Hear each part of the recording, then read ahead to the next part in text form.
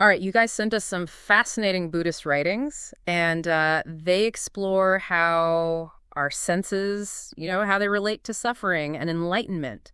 Yeah. And buckle up, Yeah, for because sure. we're about to That's uncover so deep stuff. some pretty mind-bending insights, I think. Absolutely, yeah. It's getting to some core Buddhist concepts, for sure.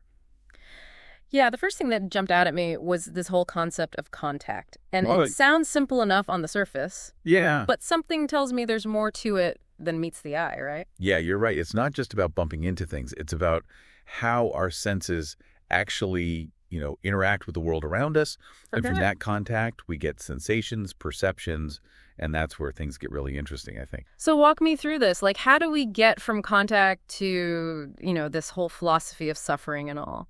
Well, the text described this cyclical process, right? Mm. Where contact leads to sensation, which then leads to more contact, and just on and on. And so it becomes this kind of feedback loop of craving and dissatisfaction. Right. And that makes sense, actually, because it's like when you're craving a certain food, Yeah, you eat it, and then maybe for a moment you feel satisfied. yeah. But then the craving inevitably comes back, and then Attack. the whole cycle. It starts all over again. Yeah, it starts all over. And the text actually has this really striking quote.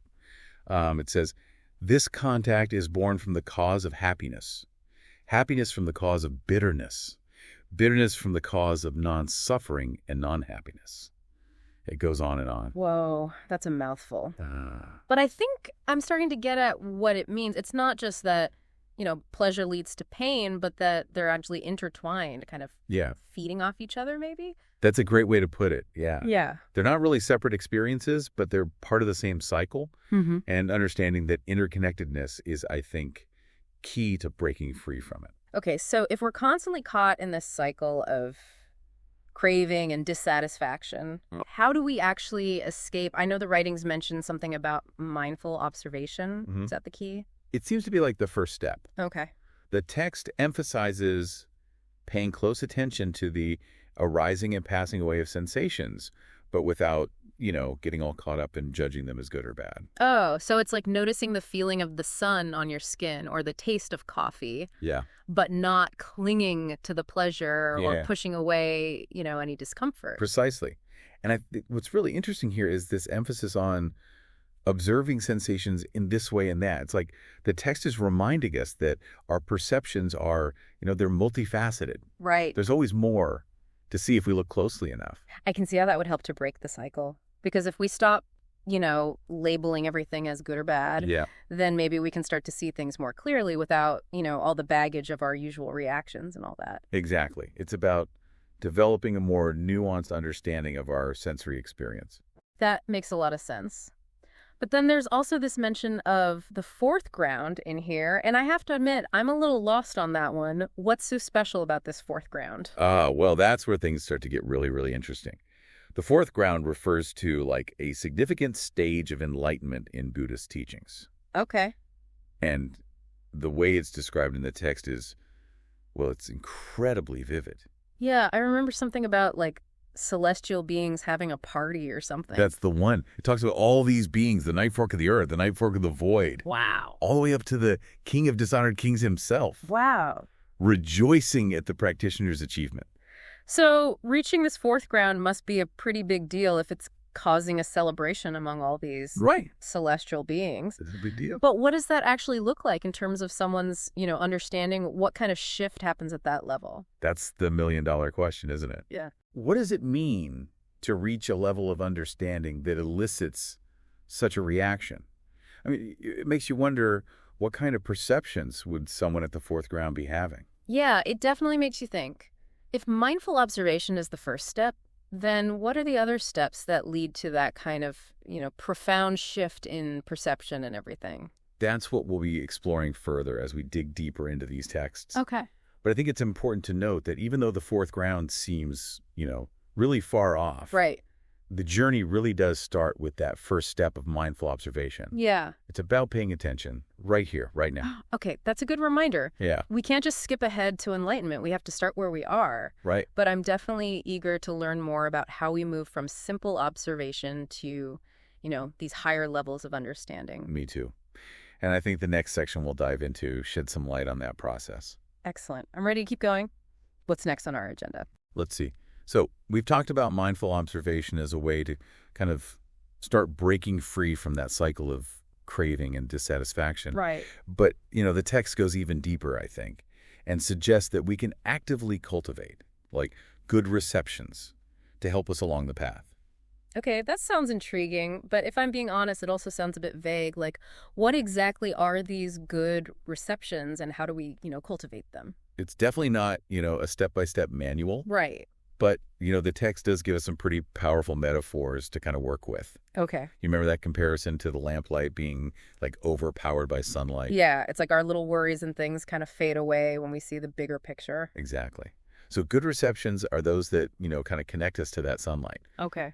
Think about qualities like loving kindness, compassion, generosity. So it's not just about the physical sensations, but also the mental and emotional states we cultivate. You got it. It's like when we fill our minds with these positive qualities, Yeah. it's like we're turning up the sunlight, Right. the lamplight of negative thoughts and, cravings and anxieties just becomes less powerful. I'm starting to see how this all connects to the idea of mindful observation then. It's not just about noticing our sensations, but, actively shaping our inner landscape. Precisely. And what I think is really fascinating here is that the text doesn't just focus on, like sight or sound. Mm-hmm. It actually mentions the tongue, the body, and even the mind as senses. Oh, wow. Okay. Yeah, it's a whole new way to think about it. That's interesting. So like mindful eating, for example, could be a way to cultivate good receptions through the sense of taste, right? Absolutely. Yeah, like savoring each bite, appreciating the nourishment Yeah. instead of just mindlessly, gobbling it down. Right. Right. And then for the body, maybe things like yoga or mindful walking where we're really present with our, physical sensations. Yes. And even just noticing the feeling of your clothes on your skin or the temperature of the air, it all brings us back to the present moment. That makes sense. But the mind, that seems a lot trickier. I mean, our thoughts can be like wild monkeys sometimes, just jumping all over the place. They sure can. But that's where meditation comes in, right? Right. It's like training those wild monkeys to chill out a bit. Oh, that's a great analogy. But I always thought meditation was about emptying your mind completely. Is that right?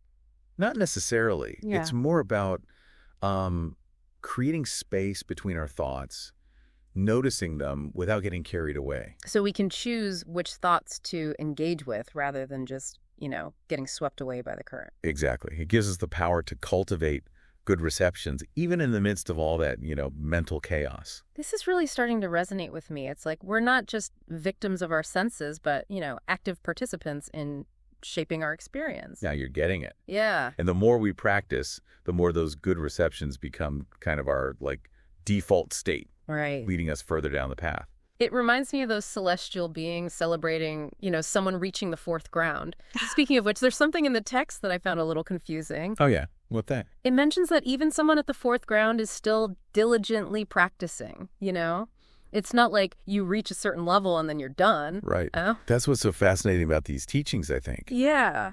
It seems to suggest that this is, like an ongoing process. Yeah. It's a lifelong journey of deepening our understanding and all that. So even when you've, attained such a high level of insight, you're still cultivating those good receptions, still refining your perception. It appears so. Yeah.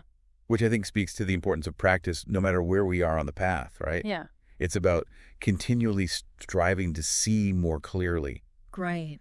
to connect with those good receptions that lead to greater understanding. It's almost like saying there's always another level, always more to uncover, even when you think you've arrived. Exactly.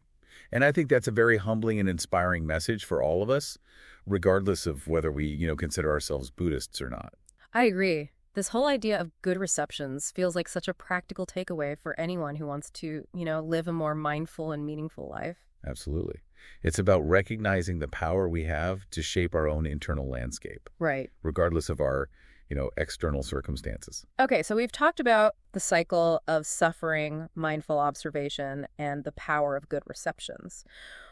What else can we, glean from these writings about this whole journey to enlightenment? There was something about Dharma receptions that I wanted to ask about. Ah, yes, that's where things start to get really interesting. Yep. Dharma receptions seem to refer to an even deeper, more refined level of perception that arises from practice and, understanding of the Dharma Buddhist teachings. So if I'm understanding this correctly, after you've trained your mind to be more mindful Yeah. and cultivated those good receptions, you start to perceive things on a whole other level. That's the idea. It's like you're accessing a deeper layer of reality, Right.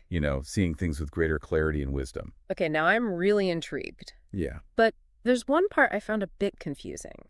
It mentions that even good Dharma receptions can be obstructive when mixed with bad ones. Right. That's the paradox, isn't it? Yeah.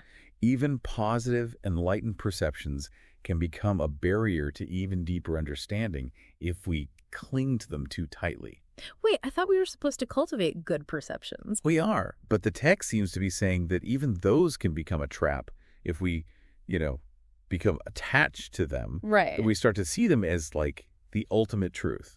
So even when we're experiencing things from a more enlightened perspective, there's still a risk of getting stuck, It seems so. of limiting ourselves. It's a reminder that this path is about continuous refinement, Oh, okay. about letting go of even our most cherished perceptions in order to move closer to something even greater. So it's not about achieving a fixed state of enlightenment, but about constantly evolving, constantly letting go. That's the beauty of it.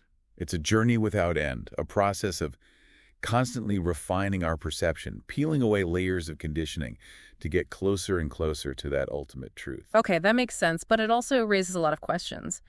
If we're not supposed to cling to even good perceptions, what's the alternative? Do we just ditch all perceptions altogether? That's a great question, and one that I think the next part of the text helps to illuminate. Okay. But before we get there, I'm curious to hear what's standing out to you so far, what's resonating with your own experience.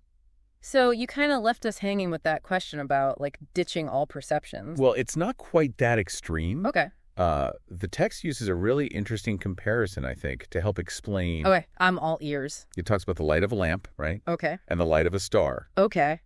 And both, illuminate, but in very different ways. Okay, I'm intrigued. Keep going. It seems to be saying that even those good Dharma receptions, as refined as they are, Yeah. they can still be lamplight limited in scope. Okay. And true understanding, ultimate truth, maybe that's more like starlight vast and unobstructed. So it's not about erasing all perception, but moving beyond those limited, fixed views. That's how I interpret it, yeah. Even the good ones. Yeah, it's like saying, don't get too attached to any view, even those that seem, enlightened. Right. Because that very attachment becomes a barrier to seeing things as they truly are. Wow. That's a pretty radical idea, isn't it? Yeah. The goal isn't to hold on to any perception, but to kind of see through them all.